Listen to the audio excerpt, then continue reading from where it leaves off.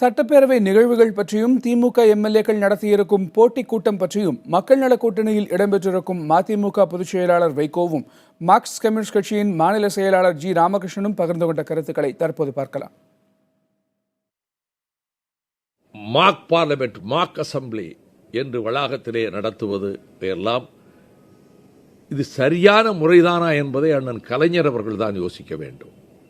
அவர்கள் தமிழக சட்டமன்றத்திலேயே அவர்தான் நீண்ட அனுபவம் நிறைந்தவர்.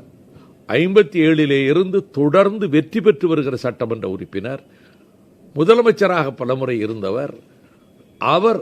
அவர் இது சரியல்ல என்று வழிகாட்ட வேண்டும். எனக்கு என்ன வருத்தம் என்றால், ஒரு இடத்திலே கொடும்பாவி கொளுத்திய செய்தி தொலைக்காட்சியில் வந்தவுடன் கண்டித்து, வேண்டாம், பேரவைத் தலைவர் கொடும்பாவி கொளுத்தக்கூடாது, உருவபொம்மை கொளுத்தக்கூடாது என்று திமுக தலைமையிலிருந்து ஒரு அறிவிப்பு வரும் என்று நான் மிக எதிர்பார்த்தேன்.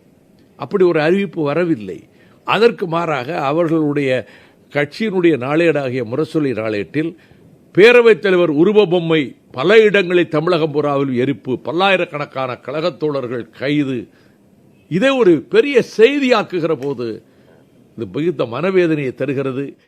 திராவிட முன்னேற்றக் கழகத்தை சார்ந்த உறுப்பினர்கள் 80 உறுப்பினர்களை இடைநீக்கம் செய்திருக்கிறது. இது ஏற்றுக்கொள்ளத்தக்கல்ல. சபாநாயகர், மாநில அரசு மறுபரிசீலனை செய்ய வேண்டும். ஏற்கனவே மார்க்சிஸ்ட் கம்யூனிஸ்ட் கட்சியின் சார்பாக வலியுறுத்தியிருக்கிறோம். குறிப்பாக சட்டமன்றத்தில் ஆளுநர் உரை, அதற்கு பிறகு பட்ஜெட், தற்பொழுது மானிய கோரிக்கை விவாதம் என்பது நடைபெற்று வருகிறது.